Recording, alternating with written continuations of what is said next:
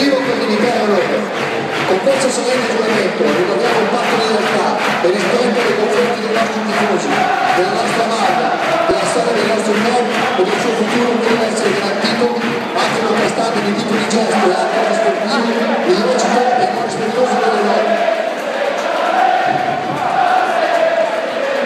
Consapevoli che il nostro comportamento sarà di esempio per tutti coloro, a partire dai bambini che guardano questo sport, con amore e ammirazione, giochiamo per ottenere le loro aspettative, perché possano vivere l'emozione del calcio con spensieratezza. A tutti gli appassionati, buon campionato!